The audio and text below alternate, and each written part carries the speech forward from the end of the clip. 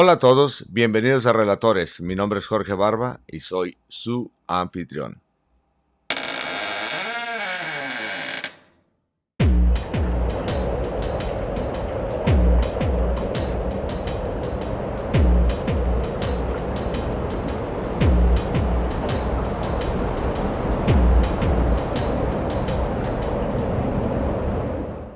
Este sería el episodio número 56 y en cierta forma la segunda parte del episodio 55, ya que continuaré hablando acerca de los hijos de padres no conocidos o bastardos.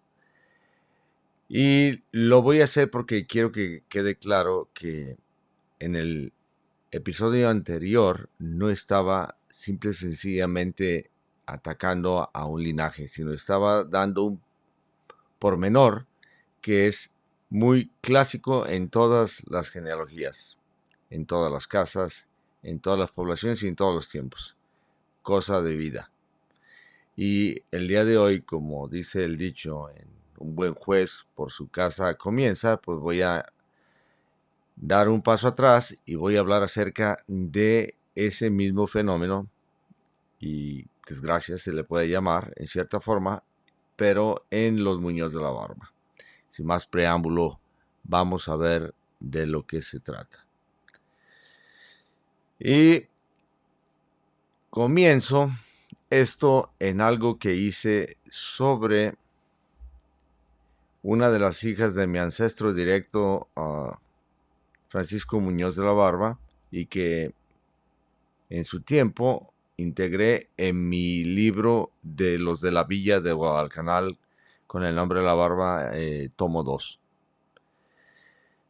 Pero, como todo, las cosas van evolucionando y ahora aprovechando este formato más práctico para mí de relatores, genealogía e historia, hablo acerca de esa dispensa frustrada que tuvieron don Pedro Flores de Sandy y doña Josefa Muñoz de la Barba.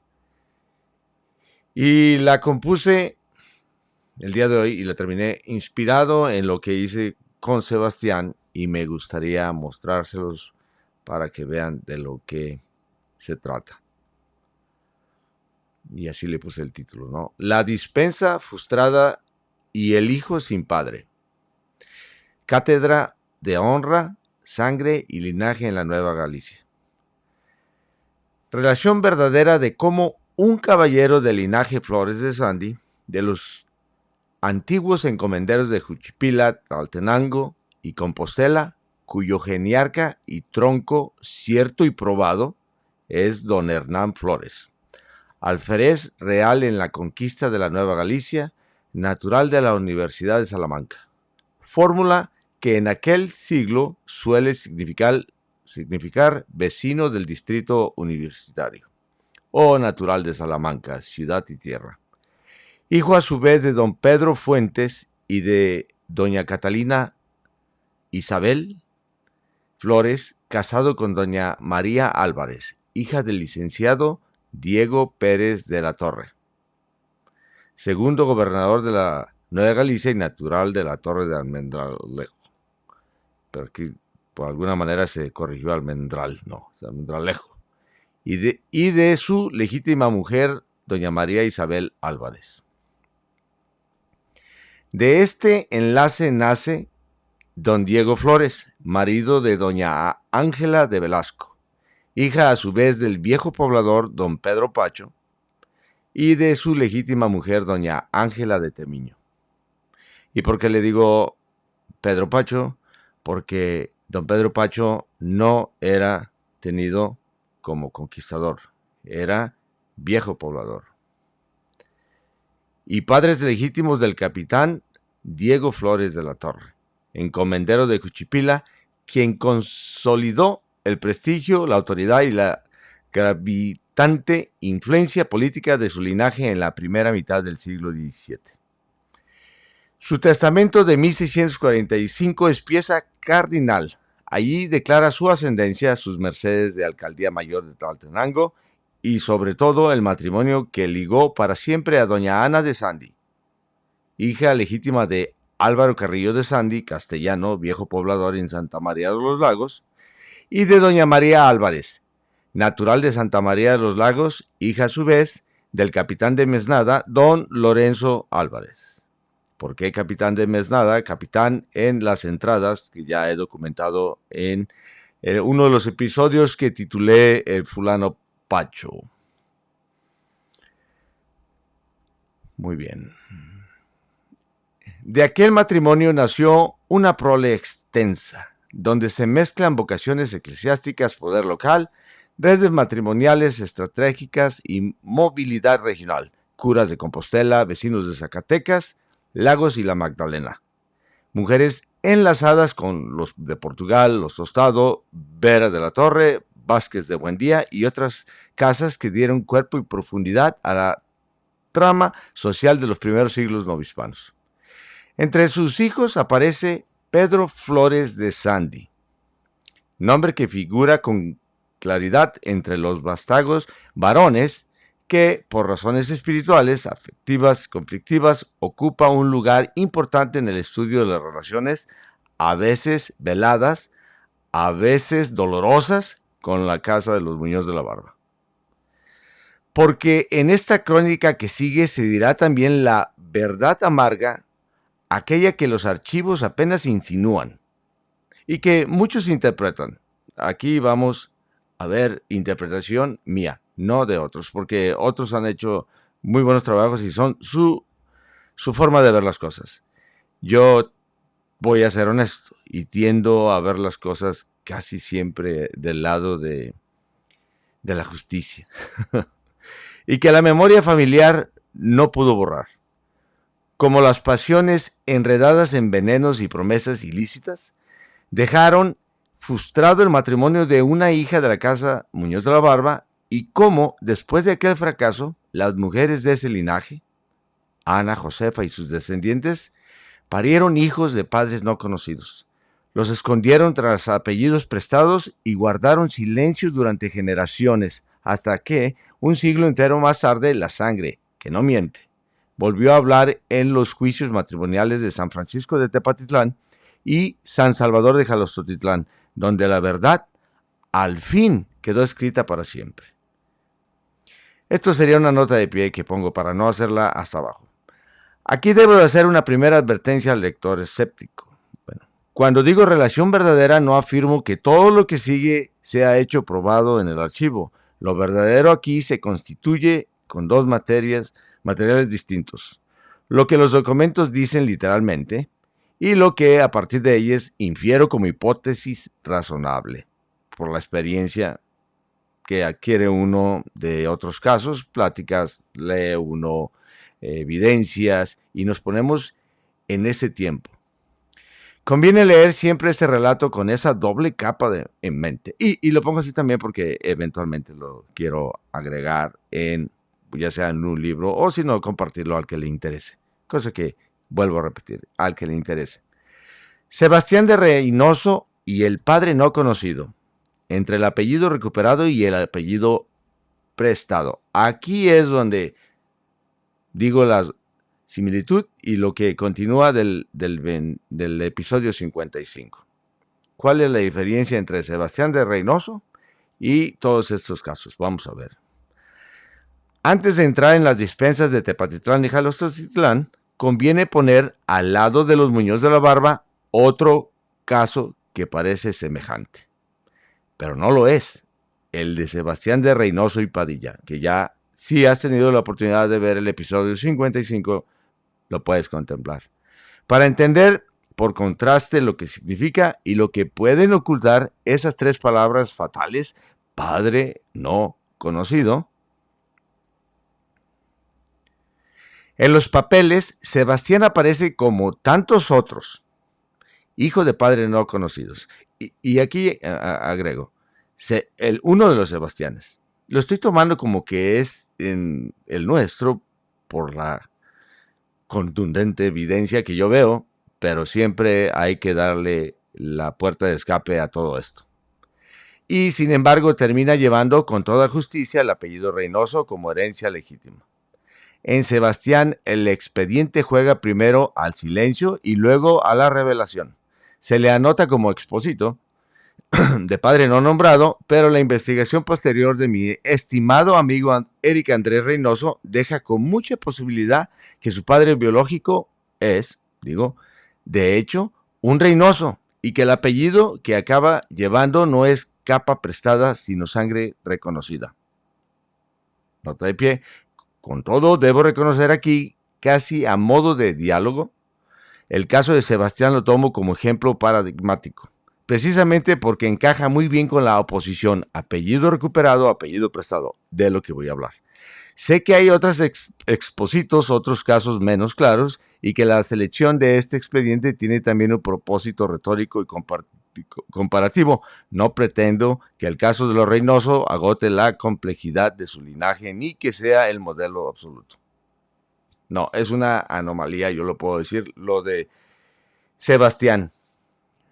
Muy raro. Por eso es que estamos todavía entre, pues corrígeme, pero como lo hablamos mi estimado amigo Eric Reynoso y yo, aquí con Sebastián es sencillo. Lo único que se tiene que hacer es quitas a Josefa e insertas a Ana Pérez. Y esa Ana Pérez puede haber sido de los Pérez Franco o puede haber sido de los Pérez de Rivera, como él investigó y que estaban asentados en esos lugares, asumiendo que nace por aquellos rumbos, ¿no?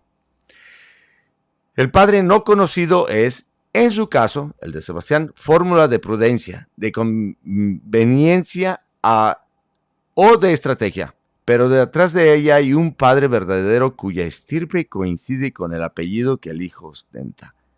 ¿Por qué? Porque Sebastián se casa como Sebastián de Reynoso Padilla, hijo de padres no conocidos, y por milagrosamente se encuentra un Sebastián de Reynoso, hijo de un Reynoso, porque como vamos a ver a continuación, podría haberse dado el caso, y como lo dije en el episodio 55, de que haya sido expósito en la casa de un Reynoso, y que no sea Reynoso por linaje o por sangre, simple y sencillamente, como lo digo aquí, prestado o de escudo el apellido. Y vamos a ver por qué. Perdón. La tinta cae, la sangre confirma y al final el archivo acaba reconociendo lo que ya corría en los muros del pueblo, ¿no?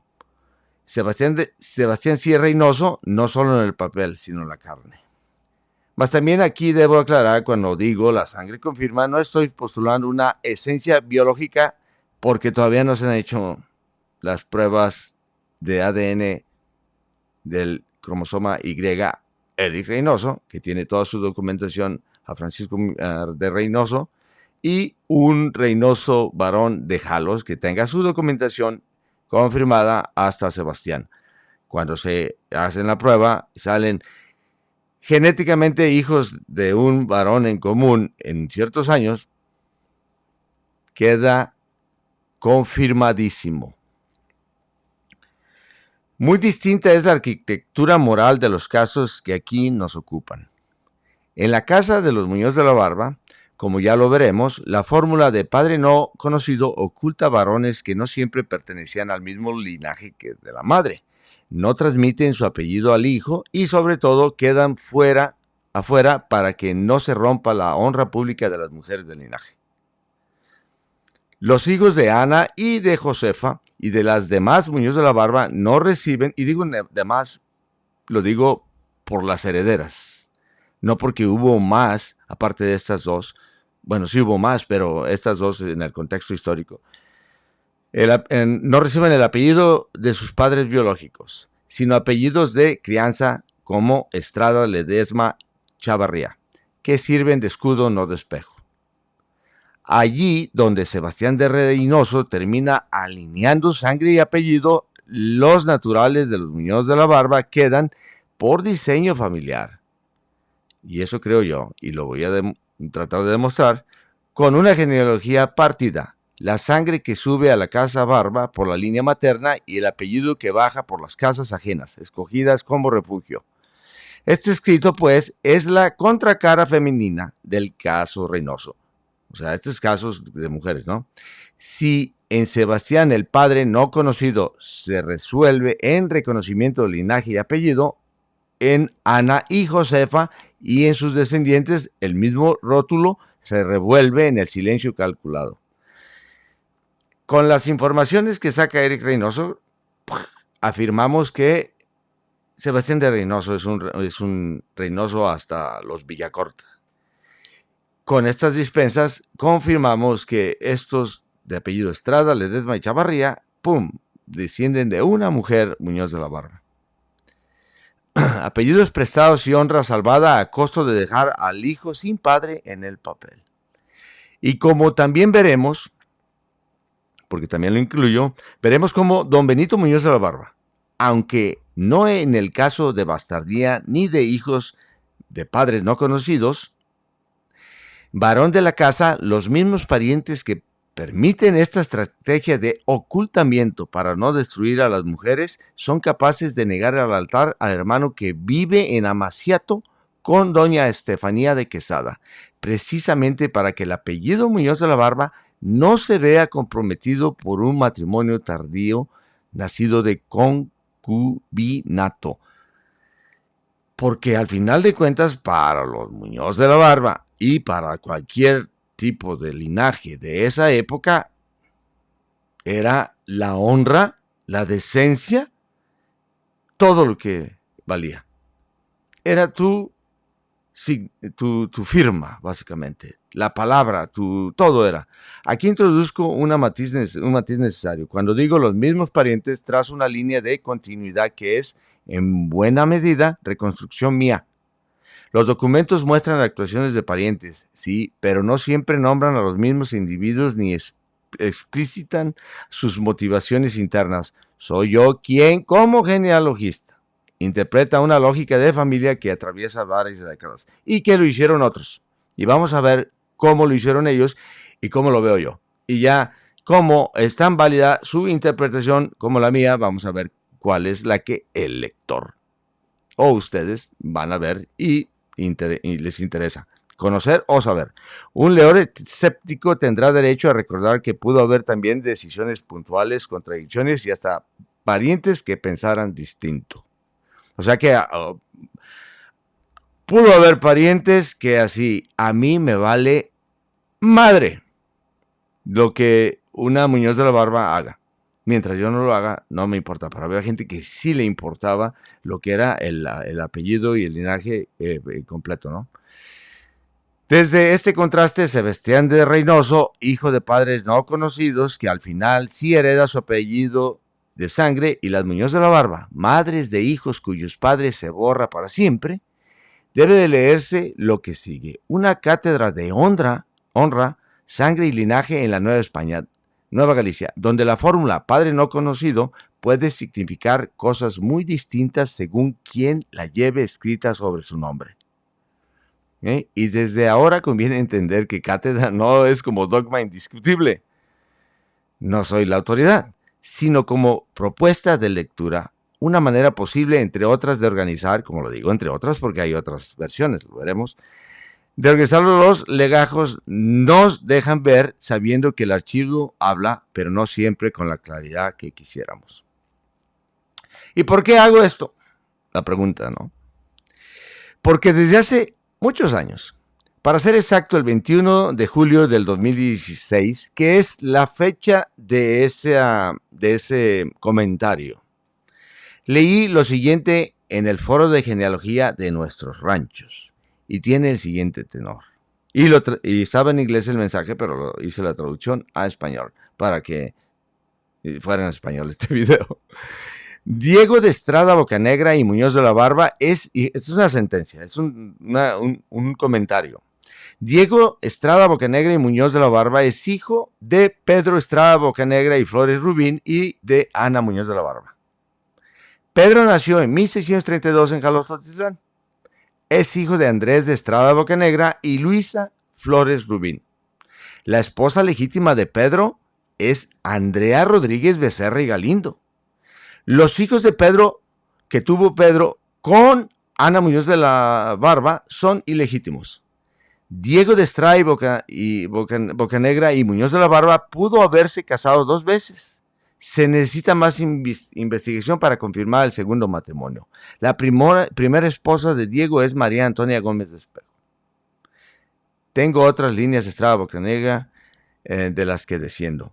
Y firma, ¿no? R.A. Ricci, que tengo entendido que es Ricardo Álvarez. Bueno, como podemos apreciar, R.A. Ricci dice que Diego de Estrada es hijo de Pedro de Estrada Bocanegra.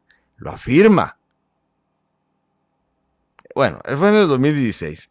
Podría ahorita ya decir no. Pero en ese momento, al cual estoy citando, lo afirma. ¿Pero es verdad eso? Ya lo vamos a ver. Vamos a ver. Y empieza ya. El escenario. Papeles que callan honras y revelan sangres.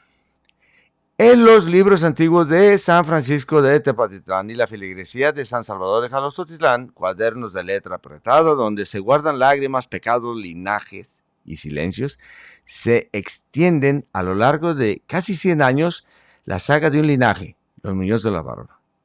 A primera vista, los documentos parecen rutina de curato, informaciones de libertad y soltura de matrimonio, dispensas, ¿no?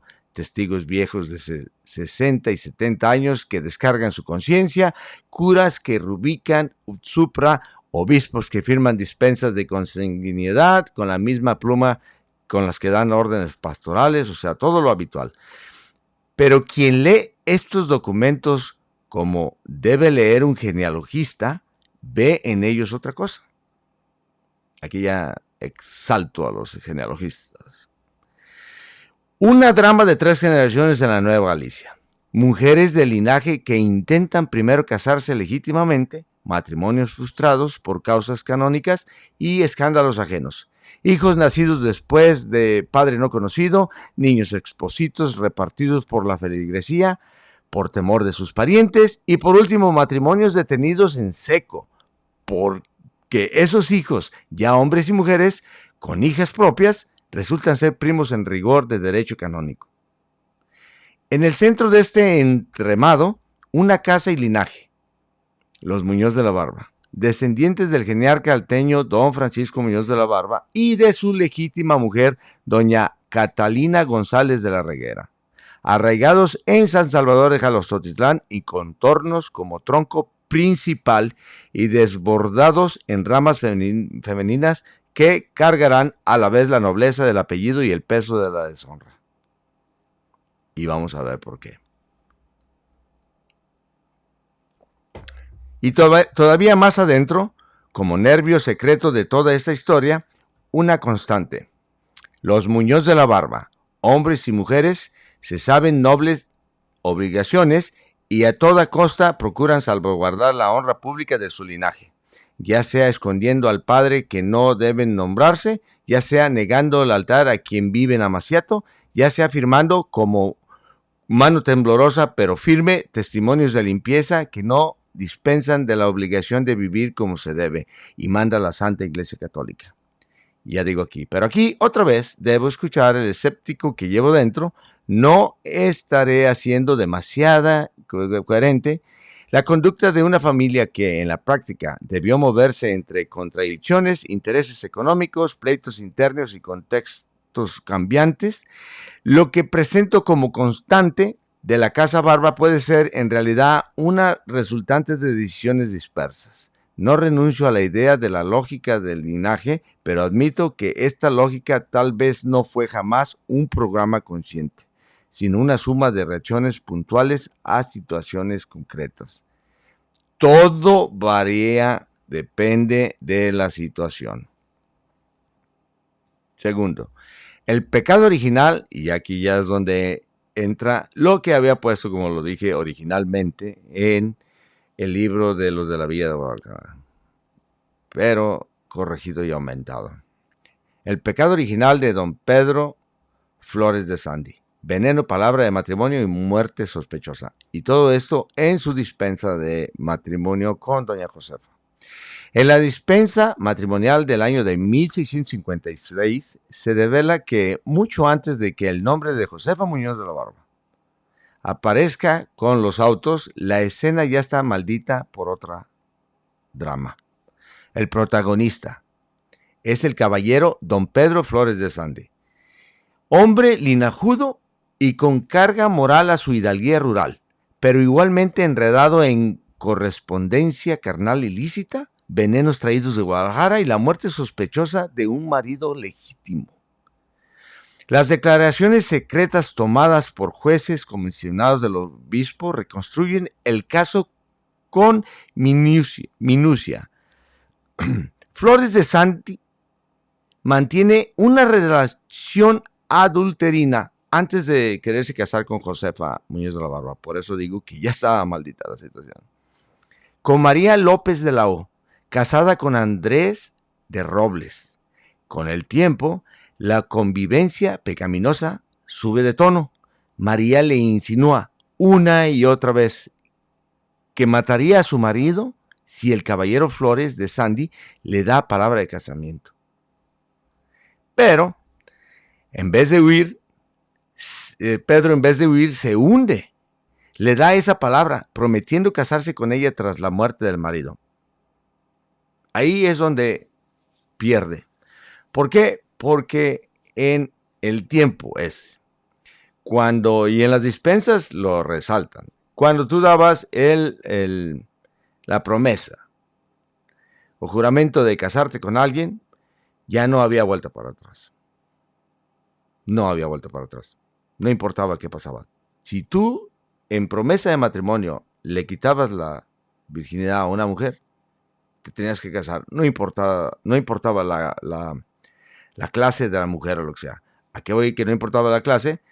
No importaba si él era un noble hijo de algo perteneciente a la República y la mujer a la que le prometió haya sido de una baja esfera, cosa que ellos no querían que se casaran y hacían todo lo posible. Pero si le hacía la promesa de matrimonio, se la tenía que cumplir, pese lo que pase. Entonces, aquí, en cuanto le prometió casarse, queda anulado y sin ninguna oportunidad Josefa Muñoz de la Barba de casarse con él, ni Pedro con ella. Pedro, en vez de huir, se hunde. Le da esa palabra. Prometió casarse con ella tras la muerte del marido. Porque aparte, tuvieron un encontronazo. Se dieron unos acá como de hombre, ¿no? De que ven, salte para afuera para demostrarte. Ella admite haber recibido de sus manos, primero de Pedro, un veneno en forma de piedrecita amarilla y que al final arroja al fuego. Y luego el famoso oyot, fruta venenosa que tritura y mezcla en una purga administrada al marido, estando ya gravemente enfermo, para rematarlo. Andrés de Robles, tocado de tumores, hinchazones y mal humor interno, toma la purga envenenada. Apenas puede tragar, arroja parte del brebaje y muere en breve rato, menos de una hora, según la propia María. Ella, doña María, declara que obró por medio que él la matase tras descubrir la infidelidad. Él, don Pedro, insiste que nunca mandó el homicidio, pero admite la palabra de matrimonio, pela, la entrega de los venenos, pela, y la vida en común con María después de la muerte. El pueblo de Juchipila pone el resto. Corre la voz de que María López de la O ha matado a su marido. Se habla de purgas, venenos, amores ilícitos. Los deudos de Andrés sospechan. La causa llega tarde o temprano al foro eclesiástico. El obispo ordena entonces dos cosas. Junta de médicos para decidir si, dadas las enfermedades previas, que ya estaba muy jodido el pobre de Andrés, la purga y el veneno, la muerte puede atribuirse realmente al tóxico. Junta de teólogos y canonistas para dilucidar si existe impedimento de crimen, homicidio para contraer matrimonio, si las palabras de casamiento crearon un vínculo matrimonial válido entre Flores y María, perdón. Ahí está. Porque el matrimonio se creaba un vínculo. ¡Poc! O si todo se queda en escándalo sin valor ante el hecho. ¿Qué sucede? No sé. A esas alturas, la biografía moral de Pedro Flores de Landi está marcada. Adulterio con mujer casada, participación al menos remota en homicidio por veneno, vida mariable con la viuda, a vista del cura doctrinero y de todos reputados por marido y mujer. ¿Ok? Entonces, las cosas están en la mesa. La iglesia ve ese conjunto un posible impedimento gravísimo de crimen y de vínculo previo que pesará sobre cualquier matrimonio que el licenciado pretenda contraer después. Así, aquí casi no hay espacio para la conjetura. El expediente habla con bastante claridad, pero aún así conviene recordar que la voz que oímos es la del procedimiento judicial eclesiástico. O sea, una vez más, era la iglesia la que determinaba todo esto, con sus propias lógicas. Busca probar o descartar impedimentos de matrimonio. Y como era algo metafísico también, como lo de crear vínculo, ¿no? Las promesas y eso, no es describir exhaustivamente la psicología de los protagonistas. Lo que yo hago al narrarlo es darle una coherencia que el propio legajo insinúa pero no articula literalmente. Y es lo que sobrehago en este foro de relatores. Número 3. Entra en escena doña Josefa Muñoz de la Barba. Es entonces cuando aparece por primera vez el nombre que nos interesa para el linaje y relato. Doña Josefa Muñoz de la Barba. Hija de la casa Barba, en el Valle de San Salvador de Jalostotitlán. Mujer de linaje claro y reputación intacta. Por eso puso sus ojos un Flores de Sandy en ella. No, porque los Flores de Sandy, o sea, los Flores a la Torre, todos sabemos, los que somos adeptos a la genealogía, que es uno de los linajes primordiales y más de honra en la Nueva Galicia. Y con estas pantominas, ¿verdad? Según la lógica de su tiempo, hacer tronco honesto de decencia por ser dama con obligaciones hidalgas en San Salvador de Jalostotitlán. Don Pedro Flores de Sandy, que intenta dejar atrás a María López de la O, fija ahora sus ojos en ella. Se quiere escapar y dice, me caso con esta. Quiere casarse y para ello se pone en movimiento toda la maquinaria. Se levantan amonestaciones en Cuchipila y en el beneficio de San Salvador de Jalostotitlán. Se recogen las informaciones de libertad y postura, se examinan impedimentos de consanguinidad, afinidad, crimen posible, vínculo previo, etc. En los papeles públicos nada obsta desde el punto de vista del estado seglar de la pretendiente. Un caballero libre de matrimonio en apariencia y una mujer noble podrían, en teoría, llegar decorosamente al altar si el obispo y en el último término la Santa Sede lo permiten. Pero sobre ese proyecto pesa la sombra ya hablada. La causa matrimonial anterior con María López de la O y, sobre todo, el posible impedimento de crimen por la muerte de don Andrés de Robles, unido a las palabras de matrimonio, ¡pum!, y a la vida en común con María, hace que valga más. Por eso el obispo no se contenta con las informaciones ordinarias, ordena declaraciones secretas de Pedro y María, que no han de servir sino para informar el ánimo de su señoría.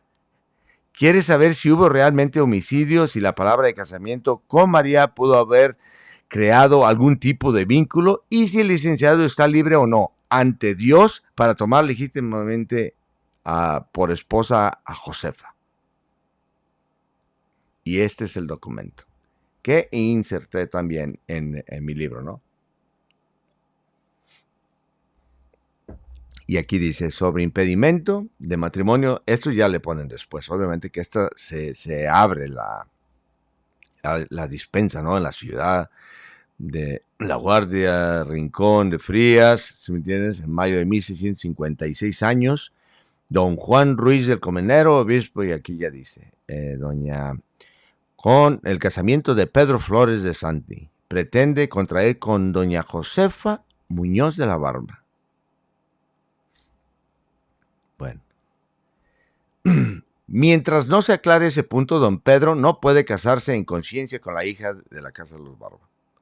La investigación se alarga, las juntas deliberan, la causa anterior no se concluye con la rapidez que el pretendiente desearía. Las diligencias para el matrimonio nuevo quedan colgando en el aire. Dispensa soñada, las amonestaciones ya hechas, el apartado nupcial en marcha, no llegan a consumarse. Es, en toda regla, una dispensa frustrada, matrimonio frustrada de doña Josefa Muñoz de la Barba para poderse casar con un Flores de la Torre. ¿Qué significa, antes de avanzar, qué significaba el matrimonio de doña Josefa Muñoz de la Barba con un Flores de la Torre en ese tiempo? Escalón social para los Muñoz de la Barba, por completo. Por completo. Cuarto, doña Josefa Muñoz de la Barba, sin altar y luego madre de hijos de padre no conocido. Si fuera una tragedia griega, la creeríamos más fácil, ¿no? Aquí empieza la verdadera tragedia para nuestra casa y linaje, o sea, digo para los Muñoz de la Barba, en la genealogía, porque doña Josefa no es mi ancestra, pero puede ser ancestra de muchísimas personas y de muchísimos alteños, porque de ella descienden muchos, Loza, para decir un apellido, ¿no? Por ejemplo. Años más tarde, cuando los papeles vuelven a hablar de doña Josefa Muñoz de la Barba, ya no es la joven prometida de un caballero, sino la madre de hijos naturales. En los autos de 1707, al tramitarse la dispensa para que don Antonio de Ledesma se case con doña Isabel de Chavarría, se describe al novio así: Antonio de Ledesma, español, vecino de Jalostotitlán, hijo de Josefa Muñoz de la Barba y de padre no conocido. Y a la novia, Isabel de Chavarría, española, de la misma feligresía, hija de Ana Muñoz de la Barba y de padre no conocido. 1707. ¿Okay? La misma Josefa, que años antes había sido digna de un proyecto matrimonial que subía hasta el obispo, aparece ahora sin matrimonio consumado, con hijos nacidos fuera de toda unión legítima y con un varón cuidadosamente borrado en el papel.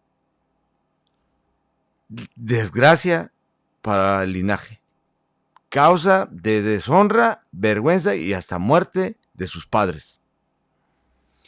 Los documentos callan el nombre del padre y repiten con obstinación el eufemismo: padre no conocido. Empiezan a ver la situación grave de ellos y cómo Eric Reynoso salvó a Sebastián de Reynoso de esto. Espero que sí lo vean, porque si no, denle vuelta al asunto y vean otra vez el episodio 55 y vean de nuevo esto, si te interesa. Aquí es donde todo esto cae en mí, que soy genealogista y un humilde relator de los Barba, y comienzo a plantear la siguiente hipótesis. Y aquí ya es mi hipótesis, no la afirmación. A diferencia de decir que Diego de Estrada, y no me siento mejor que este señor que no conozco, y lo digo, admiraba yo sus publicaciones en nuestros ranchos porque eran una cosa que daban miedo de tan intensas, Pero ya cuando pasaron los años y empezaron a pasar los años, ya las empecé a ver de una manera diferente y así.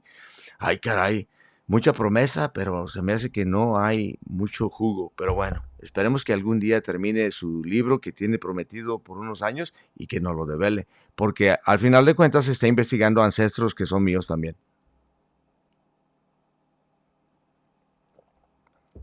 Ok, y la siguiente hipótesis. Que el desliz de doña Josefa Muñoz de la Barba no fue una ligereza cualquiera, o sea, los hijos, ¿no? Sino muy probablemente, opinión, una caída posterior a la frustración de su matrimonio legítimo.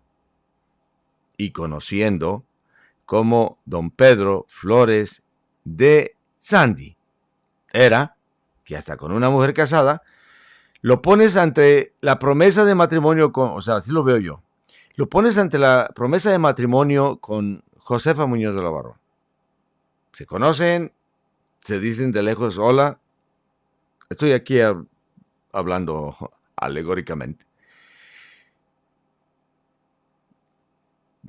Cabe la posibilidad para mí que este Pedro no se pudo casar con ella, pero ella tenía ya un sentimiento hacia él y haya podido hacerle el favor de los hijos.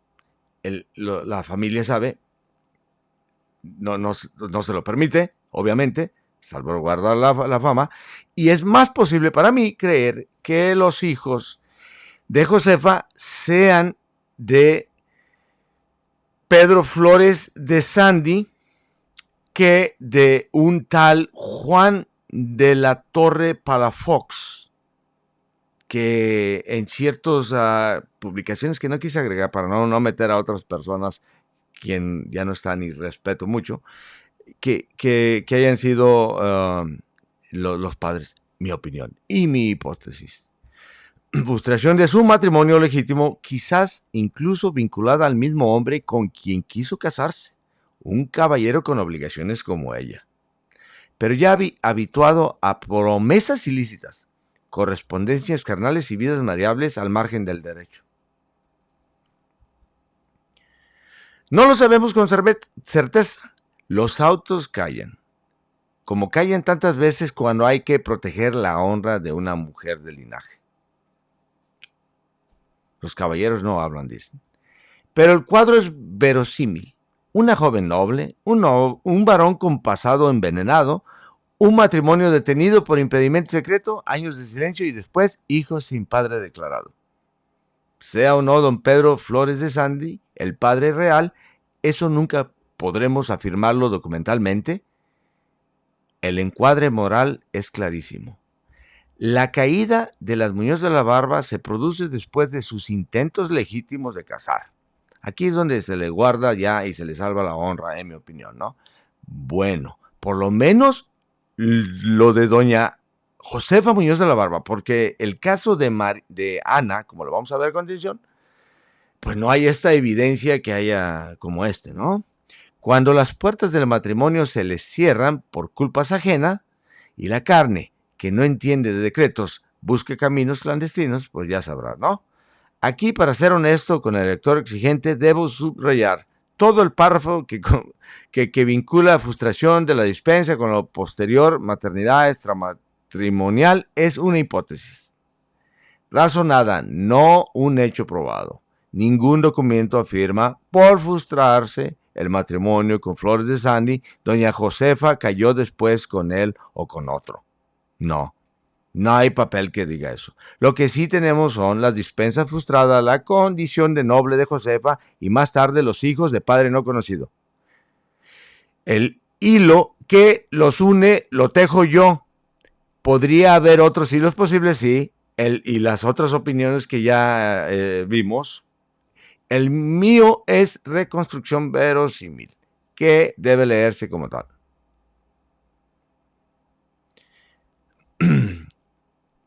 Doña Ana Muñoz de la Barba y el primer hijo con apellido prestado. Ya cambia la otra hermana. Ahora vamos con la hermana de doña Josefa Muñoz de la Barba, doña Ana Muñoz de la Barba, que habla sobre lo que se discute en el foro de genealogía ya mencionado. Lo de nuestros ranchos con el señor R.A. Risi, y que es un caso de con apellido prestado, en mi opinión. En San Francisco de Tepatitlán, el registro se limita a decir, o sea, las dispensas. Ana Muñoz de la Barba nunca fue casada. De ella vino Diego de Estrada y lo crió don Pedro de Estrada en su casa. Eso es lo que dice el documento. Los documentos dicen eso. Entonces me pregunto yo, ya ahorita, y desde hace mucho tiempo, entonces, ¿cómo caen a la conjetura de que Diego de Estrada fue hijo de Pedro de Estrada? Pensémoslo, ¿no? Así. Pedro de Estrada era casado con Andrea Rodríguez Galindo, ¿no? Tiene un hijo ilegítimo con Ana Muñoz de la Barba. Ana, para salvar la honra, lo deja Expósito con él, y la esposa, aquí déjalo, no hay pez. No creo yo. Lo que creo es lo que sigue. No se lee, y continúa, ¿verdad? No se lee hijo de Pedro, o sea, no hay pruebas, o sea, nomás es todo eso la conjetura. Ni se ve fórmula de reconocimiento, ni cláusula de legitimación. O sea, no hay lo que hay después con Sebastián. Sin embargo, sabemos quién es doña Ana, hija legítima de don Francisco Muñoz de la Barba y de doña Catalina González de la Reguera, mujer de casa antigua, de apellidos que pesaban en el Valle de San Salvador de Jalostotitlán, y no solo por ser Muñoz de la Barba, ya que su madre, doña Catalina, fue hija de los viejos pobladores en dicho valle, don Francisco Gutiérrez y doña Catalina González Rubio, hija a su vez de don Diego González y de doña María Rubio, viejos pobladores en San Salvador de Jalostotitlán. La prima familia.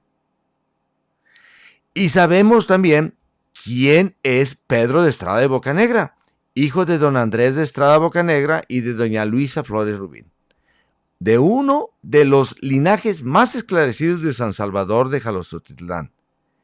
Además, compadres además de los Muñoz de la Barba, ya que don Francisco y su mujer fueron padrinos de bautismo del bachiller don José Estrada de Bocanegra, cura beneficiado de San Pedro de Teocaltiche, y que gracias a Enrique Castañeda Garibay Castañeda, se me fue el pedo, y que nos pasó la limpieza de sangre de José Bocanegra, aparece este traslado del bautismo de José, en donde dice: en 17 de marzo de este año de 1641, bauticé y puse los santos óleos a José, hijo de don Andrés de Estrada Bocanegra y de doña Luisa Álvarez. ¿Ok? De Flores, ¿verdad? Fueron sus padrinos Francisco Muñoz de la Barba y Catalina González. Firma Fray Alonso de la Mota. El silencio aquí no es torpeza, es arquitectura moral. ¿Ok? El expediente con su parquedad perfila una madre de linaje y obligaciones. O sea, la cosa viéndola fríamente, ella es una madre de linaje y obligaciones. Doña Ana Muñoz de la Barba, hidalga rural, hija legítima, un padre borrado adrede, conocido por algunos, pero no digno de figurar en papel. ¿Cómo va a ser posible que Pedro de Estrada se lleve a un bastardo de él mismo y que su esposa lo reciba así? No creo yo. Ellos, que como este señor no lo contempló, nada más se van por el apellido. No sé por qué. Eso es, como digo, eso es sus declaraciones en el 2016. Tal vez ya cambiaron. ¿Ok? Ok. Don Pedro de Estrada Bocanegra, que ofrece, lo que yo creo es, ofrece casa, mesa y sobre todo apellido de uso, aunque por forma diseñada, diría yo, sin el compuesto de Estrada Bocanegra. Otro punto. Mis primos hermanos son Estrada y son descendientes de Diego de Estrada, por línea de varón, uno tras otro tras otro. Yo les hice su genealogía por el puro gusto de tener a mis primos Estrada y descienden de Diego de Estrada, hijo de Ana Muñoz de la Barba, y no llevan el apellido Estrada Bocanegra, solamente Estrada. El niño Diego de Estrada entra en la historia así, sin padre en el registro, con madre noble y honra que salvar, con apellido prestado de una casa principal. Mi opinión. Y aquí está el documento donde dice de esta mujer que es hija legítima de Diego de Estrada y de Sebastiana Montaño, ¿no? Y aquí dice que son parientes en cuarto grado porque Ana Muñoz de la Barba y Benito Muñoz de la Barba fueron hermanos. Y de Ana Muñoz de la Barba oyó decir que Diego de Estrada llegó, ¿no? Que no la hubo debajo de matrimonio, porque nunca fue casada, ¿no? Y que lo crió, y el que lo crió fue don Pedro de Estrada. Y que fue Diego de Estrada, pretenso, y de Benito Muñoz de la Barba vino el Lázaro Muñoz de la Barba, y así sucesivamente, los de esta dispensa.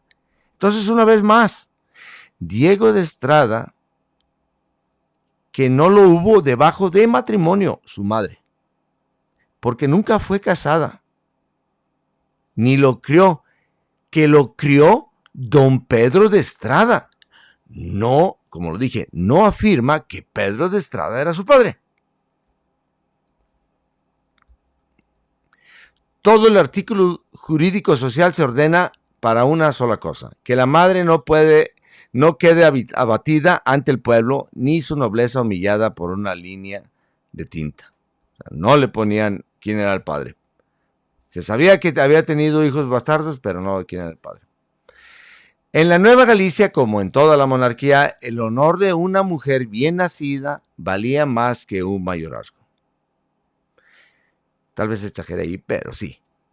La honra es lo único que tiene la gente, al final de cuentas. Cuando una hija de casa antigua tenía un hijo fuera de matrimonio, se ponía en riesgo su reputación, la de sus hermanos, como ya lo he expuesto aquí, las bodas futuras, o sea, de los primos y hasta el crédito del apellido quedaba por los suelos. Eso se iba todo a la lona. Hoy en día, ¿qué puedo decir? El remedio ya ensayado era siempre el mismo. No declarar quién era el padre, no señalar culpables, entregar al niño al amparo de un tercero, darle apellido de crianza entre los nobles, ¿ok? La gente pobre le tenía que entrar a San Juan marchando. O vivían cargados con la culpa de que esa mona y eso. Es muy, muy lamentable, pero es ser humano. Darle apellido de crianza, no de sangre, y sobre todo, no deshonrar públicamente a la madre. Así se explica don Diego de Estrada. Vive en casa de una Estrada Bocanegra. Lleva el apellido Estrada solamente. Es tenido por hijo de esa casa. Pero a los ojos de la teología y el archivo en las dispensas, es hijo de doña Ana Muñoz de la Barba y de padre no declarado. Bastardo. Apellido aquí no señala genealogía, señala refugio. La crianza no crea paternidad biológica, crea cortina de honra, lo de Pedro de Estrada. La sangre, sin embargo, no entiende artificios de notaría, corre por las venas, no por los apellidos. Y nuevamente aclaro, cuando digo así se explica Diego de Estrada, estoy dando una lectura posible del patrón que los documentos sugieren y es mi interpretación. Alguien podría recordar que también hubo expósitos que terminaron en casas ajenas por razones económicas, por abandono, puro y duro o por decisiones parroquiales. Aparte de que, como no tenemos los matrimonios, no tenemos muchísima, hay una laguna de documentación, pues aquí estoy a ciegas dando mi opinión. ¿Ok? Muy complicado. Sexto, doña Ana y don Benito Muñoz de la Barba, primera generación en la Nueva Galicia. O sea, hijos de Francisco, pues serían la primera. En torno a esta doña Ana Muñoz de la Barba se dibuja el primer tronco firme de la casa. Doña Ana y don Benito Muñoz de la Barba, hermanos, los expedientes de dispensas de San Francisco de 1756, como ya el que vimos, levantados para examinar el matrimonio de Luis Antonio Muñoz de la Barba con doña Luisa Rosalía de Jesús de Estrada. Lo dicen sin titubeos. Los testigos viejos declaran que doña Ana y don Benito Muñoz de la Barba fueron hermanos, que de doña Ana nació fuera de matrimonio el primer Diego de Estrada, criado en casa de don Pedro, que de ese Diego procede otro Diego de Estrada, padre de Luisa Rosalía, la novia, que de don Benito nació Lázaro Muñoz de la Barba, de este don Juan Muñoz de la Barba y de Juan finalmente don Luis Muñoz de la Barba, el pretendiente. Los novios, por tanto, son bisnietos de dos hermanos, primos terceros, cuarto grado de consanguinidad. El obispo traduce la historia familiar al lenguaje del derecho, reconoce el impedimento de cuarto grado, examina las causas alegadas, necesidad de porvenir de la prole, estado de las familias y, usando sus facultades pontificias,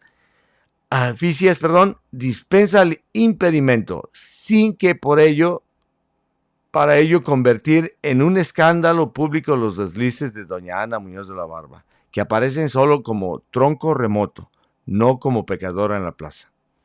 Para el cómputo del grado, Diego de Estrada se cuenta como hijo de Ana Muñoz de la Barba y no padre conocido.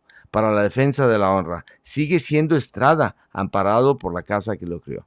O sea, pasan los años, y sigue siendo Diego de Estrada. No le tienes que agregar el Muñoz de la Barba, si tú quieres. Don Benito Muñoz de la Barba, la honra vigilada por sus hermanos. Y ahora vamos a otro ejemplo. Continuando con la defensa de la honra, decencia y prestigio del linaje de los Muñoz de la Barba, al mismo don Benito Muñoz de la Barba, que a continuación analizaremos, vemos cómo este tronco de varón aparece décadas antes en otros papeles que muestran no a un caballero sin tacha moral, sino a un hombre seglar de la casa de los Muñoz de la Barba con mujer, hijos y escándalos a cuestas, sometida a la severidad vigilancia de sus propios hermanos y parientes. En torno a la hacienda de Mezcala se desarrolla la dispensa relativa a su caso. A primera vista, las escrituras parecen simples certificaciones de limpieza, ¿no? No es siervo, ni esclavo, ni descendiente de mulatos, ni de negros, antes bien, hombre noble, de buena generación. No se halla cosa contraria ni defecto que lo escandalice. Es hombre honesto, virtuoso y de buena vida y costumbres. Los testigos, vecinos, hombres de crédito, parientes, o sea, sus primos hermanos, juran que no tiene mala raza, que su linaje es limpio, que su trato ordinario ha sido de un hombre de bien. Pero bajo esas alabanzas late otro conflicto. Don Benito vive desde tiempo atrás en Amaciato, en unión libre con doña Estefanía de Quesada, mujer de la región y perteneciente al esclarecido linaje de los López de Sarni y de Santi, que como puse aquí, Lizardi, de López de Lizardi y Quesada. Y con ella ya ha tenido hijos, habitándola como esposa, sin haber pasado por el altar. Vergüenza para el linaje también. Y vamos a ver. La dispensa que se tramita no es, pues, para bendecir un amor naciente, no, sino para enderezar una casa ya levantada, dar sacramento a una unión consumada y legitimizar unos hijos que hasta entonces solo tienen padre de hecho.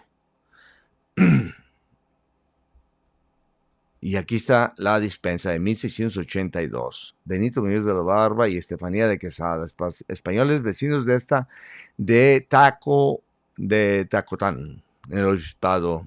Muy bien. Porque si no muestras el documento van a pensar que me lo estoy sacando de las orejas, ¿no? Es aquí donde asoma con toda su fuerza la prudencia general de esta doctrina y que sobre todo la férrea noción de honra, obligaciones que hacía capaces hasta de violencia a los Muñoz de la Barba. Los papeles que hice genealogía con mucho cuidado dejan ver varias cosas. El prelado manda hacer información no solo de limpieza de sangre, sino de vida y costumbres y generis sanguinis, porque corre voz que don Benito Muñoz de la Barba vive maridablemente con doña Estefanía y ha tenido ya prole de ese trato ilícito. Entonces lo ven como una persona así baja. Se nombra por comisionado al licenciado don Lázaro Gutiérrez de Hermosillo, primo hermano de don Benito Muñoz de la Barba, para que yendo a la hacienda de Mezcala, propiedad de su primo y primo de Benito Muñoz de la Barba, llamado don Juan González de Hermosillo y Florida, separe a doña Estefanía de Quesada de Benito Muñoz de la Barba, la ponga bajo su protección y la haga declarar en libertad sobre su voluntad de casarse. Porque también existía la amenaza, ¿no? En la síntesis del proceso y en la memoria viva de la casa consta, o sea, las declaraciones, consta que los propios hermanos de Benito Muñoz de la Barba, los capitanes de la Santa Hermandad y Real Acordada, don Luis Muñoz de la Barba, ancestro directo por varonía de este humilde relator, y otro hermano, que también es mi ancestro, don José Muñoz de la Barba, se oponían al matrimonio, no porque dudaran de la limpieza de sangre de doña Estefanía de Quesada, sino porque reprobaban que quisiera legitimizar con boda tardía una unión que ya había comenzado como concubinato y había dado ya hijos, pues era una forma de responder a la afrenta, a la honra y a la mancha que les hizo su hermano al linaje Barba. Los hermanos estaban bravos con él porque así, no nos estás deshonrando, no te vas a casar, ya hiciste tu cajeta, aguántela, y así, a correr. Pero como la iglesia decía, no nos importa a ustedes cuiden su honra, pero a nosotros tenemos que armar bien las cosas. Pero aún así, le hicieron un proceso en el que lo midieron para ver qué tipo de persona era, porque por las obligaciones que tenían los de la alta esfera, o sea, la nobleza rural, pues y como se actuó como si haya sido bajo, pues dijeron, a ver, ¿qué será?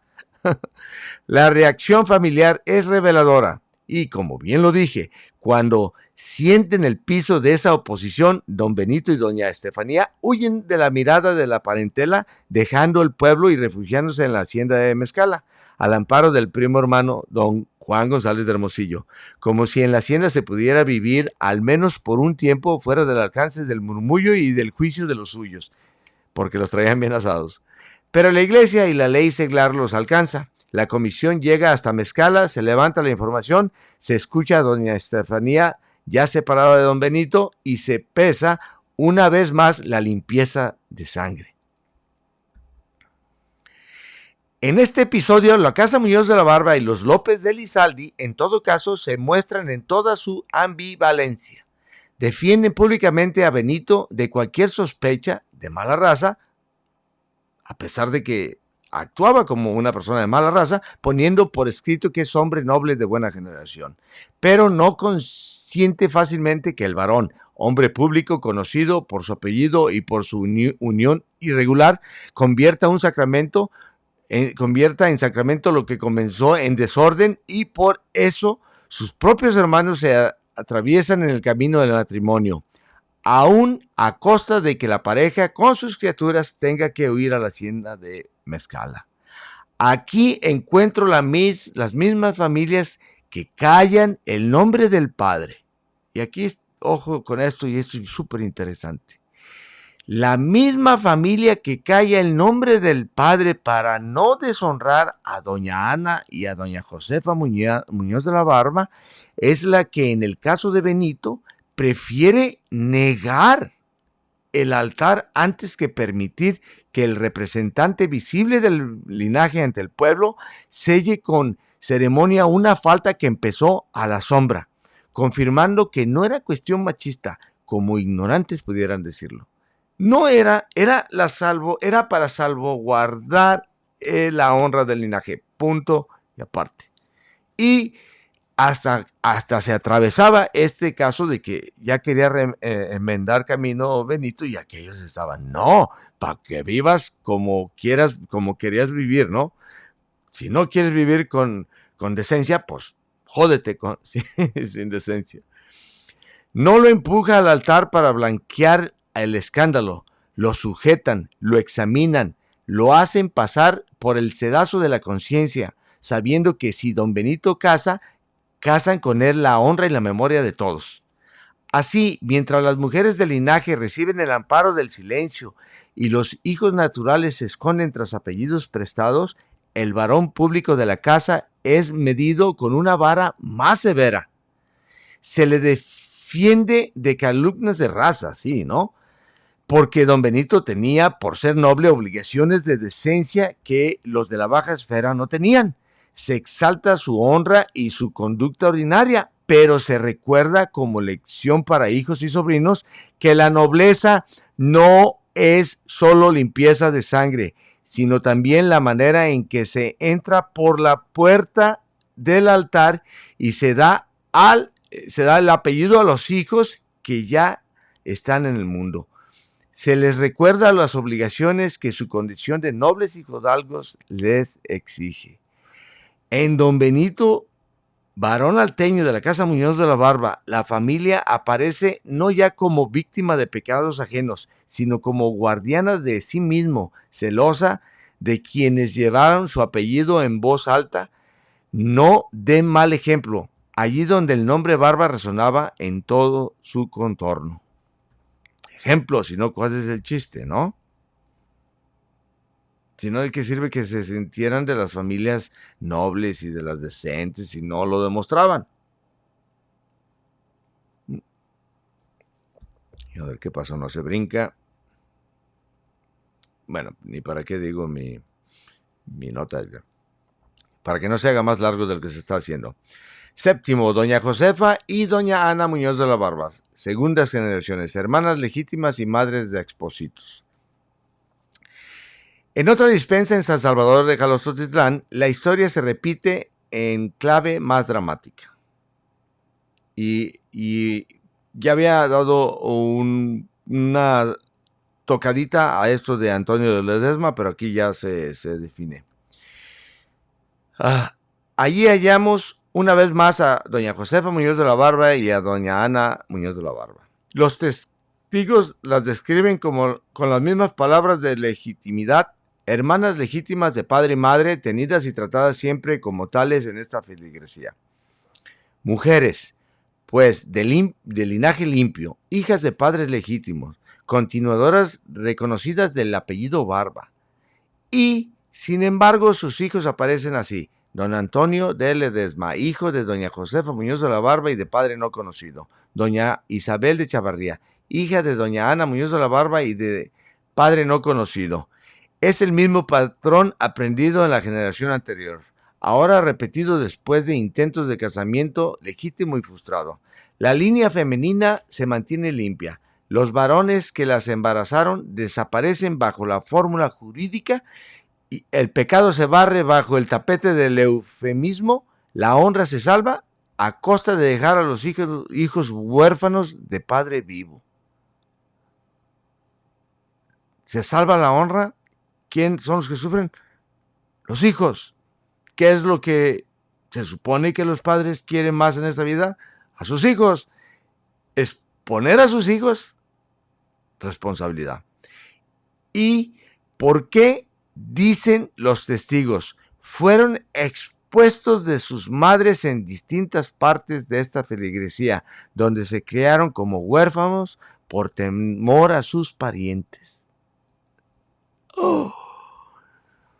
Una vez más, este es el cuadro completo del exposito del linaje, que no es una anomalía eso, esa era lo que sucedía en la gente que tenía obligaciones, y las obligaciones eran una nobleza rural o lo que sea. La madre noble se libra del escándalo interno. La criatura es sacada de la casa. Se le cría a cierta distancia del tronco hasta que, años después, cuando las aguas se han calmado, la madre lo reconoce como hijo y el pueblo lo tiene por parte de la parentela. De esa manera, don Antonio y doña Isabel crecen sin saber al principio la verdadera trama de sus sangres. ¿Qué fue lo que pasó con Sebastián? Se casa con esta Cervantes Villaseñor como hijo de padres no conocidos. Pasan unos años, se le reconoce y ya declaran los nombres de sus padres. De nuevo, el cuadro completo hay que tomarlo con prudencia. Es el cuadro completo que yo armo, con las piezas disponibles. Hubo sin duda matices que el papel no recogió, la voz de las madres, las tensiones, o sea, no hubo una declaración directa de ellas. Los silencios interesados. Aquí llamo yo patrón, es reconstrucción a partir de los indicios repetidos sin negar que otras explicaciones parciales también puedan tener cavidad. Ok, y aquí está el documento donde asigna la dispensa y que declaran hermanas a estas. Octavo, el expediente de 1702. Dos hijos de padres no conocidos que resultan primos hermanos. Continuó, ¿no? En 1707 la conciencia se sienta en el banquillo y habla. El pretendiente, don Antonio de Ledesma, se presenta ante el vicario de San Salvador de Jalostotitlán y dice que es español, vecino de la feligresía, hijo de Josefa Muñoz de la Barba y de padre no conocido. Tiene más de 50 años, lleva 23 años en estado mal con doña Isabel de Chavarría, con la cual ha tenido 3 hijas, y que solo después supo que con ella guarda parentesco de segundo grado de consanguinidad, porque ambos son hijos de 2 hermanas Muñoz de la Barba. Su petición es casi un acto de contrición pública. Cuando me metí con ella, no sabíamos del parentesco, porque nos criamos en diferentes partes. Ahora, temeroso de Dios y por el bien de mi alma, vengo a pedir dispensa porque tengo tratado de casarme con ella y es una pobre mujer virtuosa y cargada de hijos. Los testigos completan la escena, confirman que doña Josefa y doña Ana Muñoz de la Barba eran hermanas legítimas, hijas de la casa Barba. Recuerdan que don Antonio y doña Isabel fueron expuestos de niños, criados como huérfanos por temor de sus parientes. Entonces, ¿cómo es que sabes quiénes eran los padres? Si hubiera sabido los Muñoz de la Barba quiénes eran los padres que engañaron a estas mujeres, me imagino que no los hayan dejado vivir. Eso haya hecho yo. Digo, declaran que una vez recogidos han sido tenidos por primos hermanos en esta feligresía y fijan con precisión el grado, hijos de 2 hermanos, primos hermanos, segundo grado de consanguinidad. El obispo de la Nueva Galicia, don Diego Camacho y Ávila, en Guadalajara, después de ver las informaciones de libertad y soltura, las declaraciones del parentesco y las causas alegadas, pobrezas, hijas ya nacidas, edad avanzada de la mujer, dictamina que los pretendientes son sueltos y libres de matrimonio, el impedimento en segundo grado de consanguinidad, las causas para pedir dispensa son justas y atendibles, y hacen legítimos a la prole, ¿no? Usado su facultad ordinaria y presuntamente conforme a la voluntad del Papa por el difícil recurso a Roma, porque aún así era un problemota, dispensa el impedimento y lo hace crucial. Declara por legítimos a los hijos que hubieran procreado durante el matrimonio. grave este tipo de detalles, ¿no? La unión irregular de 26 años, llena de culpa objetiva, pero también de ignorancia y necesidad, es arreglada por la iglesia. La prole nacida en el mal estado queda protegida y legítima. La honra de doña Isabel de Chavarría, pobre y cargada con hijas, se restaura en lo posible. La Casa Barba mantiene su crédito y el linaje no pierde el hilo de la sangre. Aquí la voz que domina es la del derecho canónico y pastoral. El obispo busca un equilibrio entre la norma y la compasión. Cualquier lectura que yo diga, más moral, más sociológica, más genealógica, debe recordar que, en primer lugar, esto es un acto jurídico con efectos muy precisos sobre personas vivas, no un drama escrito para mis fines narrativos. Porque tienen descendientes. y si hablo de sus ancestros, me la van a mentar. 3 generaciones unidas por un mismo hilo, la sangre barba entre los apellidos prestados. Si ahora contemplamos el arco entero, vemos, primero, doña Ana y don Benito Muñoz de la Barba, hermanos, y de ellos nacen Ramas Barba y Estrada en Tepatitlán. Segundo, doña Josefa y doña Ana Muñoz de la Barba, hermanas legítimas Muñoz de la Barba, la primera con un proyecto matrimonial frustrado con Pedro Flores de Sandy, ambas después madres de hijos de padre no conocido, expuestos por temor de los parientes y luego reconocidos. Tercero, esos hijos naturales, don Antonio de Ledesma, doña Isabel de Chavarría, los diversos Estradas, que se cruzan entre sí en matrimonios nacidos de la convivencia, el amor, la pobreza y la necesidad, y que al intentar regularizar su situación obliga a la iglesia a sacar a la luz con pudor pero con precisión la historia completa de la sangre. Porque si no se casaban entre parientes, ese tipo de detalles se perdía. ¿Y cuántos no habrán que se perdieron porque no hubo matrimonio donde hubo dispensa? Todo ello situado sobre los dos prólogos complementarios. Por un lado, la dispensa frustrada de doña Josefa Muñoz de la Barba con Pedro Flores de Sandy, un hombre marcado por adulterio, veneno, muerte sospechosa, y por otro la dispensa tramitada en la hacienda de Mezcala, donde se examina a Benito Muñoz de la Barba, varón alteño, defendiendo su limpieza de sangre, pero sin cerrar los ojos al escándalo de su amaciato, hasta el punto de que sus propios hermanos prefieren negar el matrimonio antes de que manchar públicamente el apellido, porque había dispensas por todos lados y se sabía, oye, ¿ya supiste que hay un Muñoz de la Barba que tiene, no manches, ya hijos y crecidos y todo y nunca se casó? Uy, para lo que se creen, ¡ah! Valió madre. Digo, no. En la primera historia, la Casa Barba aparece como víctima de pecados ajenos. En la segunda, como juez severo de sí misma, ¿no? En ambas, la constante es la misma. La honra del linaje no se abandona ni cuando duele. Y si se vuelve por un momento al caso, y si se vuelve por un momento al caso que nos trajo aquí, don Sebastián de Reynoso y Padilla, aquel hijo de padres no conocidos que acaba heredando el apellido del padre verdadero. La paradoja se hace más clara. Para unos la fórmula padre no conocido termina en revelación y alineamiento de sangre y apellido. Para las mujeres Muñoz de la Barba y sus hijos, la misma fórmula queda fijada como velo definitivo. Apellidos prestados y silencios que solo se rompen un siglo después, en las dispensas, en el lenguaje frío pero exacto de las dispensas. En este punto, un lector crítico podría reprocharme que el linaje Barba se vuelve, en mi relato, el centro de gravedad de todo, pero se parece que la iglesia, los Estrada, los Ledesma, los testigos y todo orbitan alrededor de la Casa Muñoz de la Barba. Qué raro, ¿no? No es así en realidad. El obispo tiene su propia agenda disciplinaria.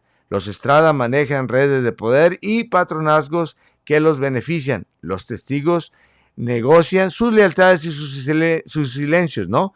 Yo elijo el foco Vargas porque escribo una crónica del linaje, pero reconozco que el mismo expediente admite lecturas donde el protagonista no es el apellido, sino la diócesis, la parroquia y los flujos económicos de la región.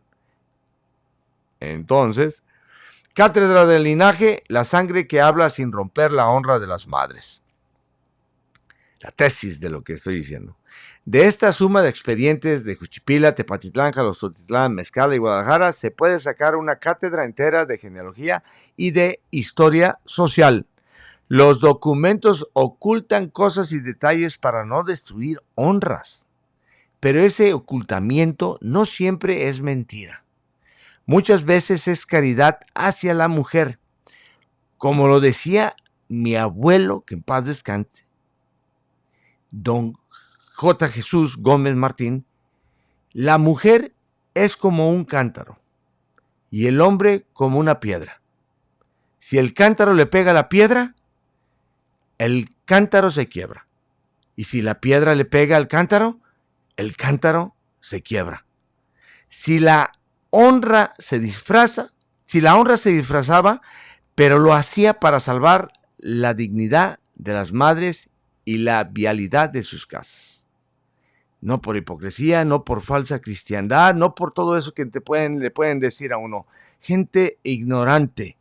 Los apellidos engañan porque a veces son escudo, no espejo, refugio, no genealogía. Sin embargo, cuando la iglesia interroga a los ancianos para descartar sus conciencias, descargar sus conciencias, el escribano abre el legajo de la dispensa. El matrimonio se detiene porque dos novios, sin saberlos, son primos, o un hombre conocido del linaje es llamado a dar cuenta de su vida variable. La verdad se levanta sobria y luminosa. Don Diego de Estrada, para mí y basado en todo esto, no fue hijo de un Estrada en la sangre, sino amparado por un Estrada en la honra. Don Antonio y doña Isabel no fueron simples vecinos enamorados, sino hijos de dos hermanas Muñoz de la Barba. Los apellidos Ledesma, Chavarría, Estrada, Loza, Cortés son, por debajo de las letras, ramas de un mismo árbol, del linaje Barba. Y don Benito Muñoz de la Barba no fue medido solo por su limpieza de sangre, por la culpa de su mal comportamiento a la esfera social a la que pertenecía, sino por el peso ejemplar que su apellido imponía sobre sus actos de varón público. En estas líneas de tinta antigua se consuma una doble victoria, la honra de doña Ana y de doña Josefa, y de todas las Muñoz de la Barba, salvada por el silencio sobre el padre y el artificio del apellido prestado, incluso después de que sus legítimos proyectos de matrimonio fueran frustrados por pecados ajenos, como a doña Josefa. La genealogía verdadera del linaje Barba, restaurada por la voz de los testigos y por la pluma de los obispos, no para humillar, sino para que el matrimonio se haga en buena conciencia, para mejor servir a Dios nuestro Señor y para que la prole que de ellos venga reciba nombre legítimo donde antes solo hubo vergüenza disimulada. El apellido Estrada fue refugio, Ledesma y Chavarría fueron máscaras parciales, las diligencias de Mezcala fueron escudo y al mismo tiempo advertencia. Y en otro pliego, el caso de Sebastián de Reynoso recuerda que a veces la misma fórmula, hijo de padres no conocidos, puede terminar en el reconocimiento pleno del linaje paterno. Mientras aquí, en la casa de los Muñoz de la Barba, esa fórmula queda como muralla piadosa levantada en torno a las madres, a costa de desheredar nominalmente a los hijos de la memoria pública de sus padres. ¿Cuántos hijos no darían todo por salvar la honra de su madre? ¿Ok? Entonces, la familia salvaba la honra de la madre porque Pregúntenle a quien tenga madre si no es la honra de la madre más que todo. Pero la sangre barba, silenciosa y tenaz, fue destino. Y aquí yo digo lo siguiente. Y aquí de nuevo me detengo un instante. Fue destino esa frase de cronista, no de genetista. El escéptico me recordará, y con razón, que lo que yo llamo destino puede haber sido simplemente la suerte archivista. Que esos legajos no se quemaron, la supervivencia biológica de ciertas ramas y por supuesto el trabajo obstinado de un genealogista moderno que la rescata. Acepto el reproche, uso destino como símbolo literario de una continuidad que hoy puedo ver precisamente porque los papeles no se perdieron del todo. Y gracias a estas dispensas, esa maquinaria delicada con que nuestra Santa Madre Iglesia Católica deshacía nudos, legitimaba hijas, perdonaba concubinatos y aclaraba sangre sin destruir reputaciones, hoy podemos reconstruir con la claridad del alba sobre los altos de Jalisco la genealogía que dormía oculta de apellidos ajenos y bajo silencios pactados. Bueno, ya lo habían hecho otros, pero cayeron a su conclusión. Esta es mi conclusión. En fin, la sangre es memoria y la memoria, aunque tarde, siempre habla. Y cuando habla, si se le sabe escuchar, interpretando los documentos basándonos en ese tiempo de los documentos, no en el presente, lo hace sin romper la honra de las madres ni la noble severidad de los hermanos que quisieron guardar limpio el apellido Muñoz de la Barba.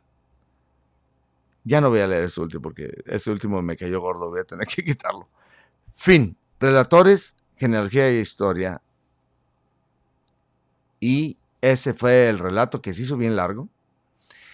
Repito, y ese fue el relato que a la última se hizo bien largo, pero quería que vieran la diferencia, el que le interese ver, sobre el caso de Sebastián, que es una casualidad perfecta y que, aunque haya sido declarado como hijo de padres no conocidos, era por las consecuencias y que sí, efectivamente, por linaje y sangre, es hijo de un Reynoso.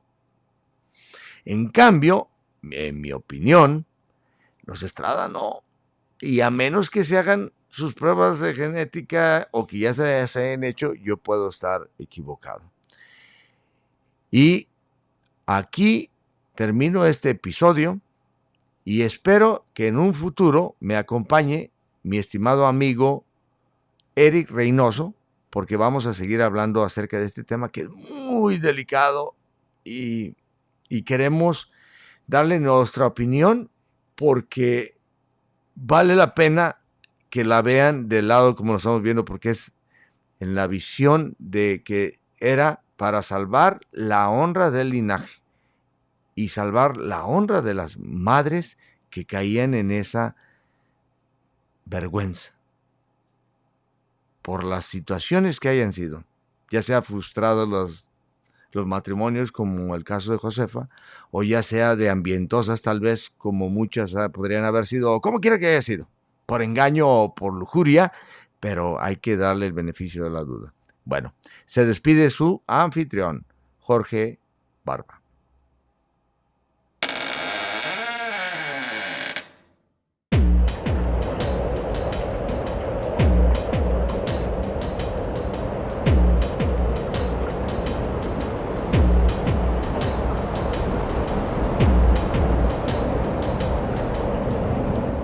No se les olvide darle me gusta, compartir y ya nos pueden escuchar por Spotify. Fin del episodio 56 y se despide su anfitrión. Que tengan buenas tardes, noches o días. Que Dios me los bendiga.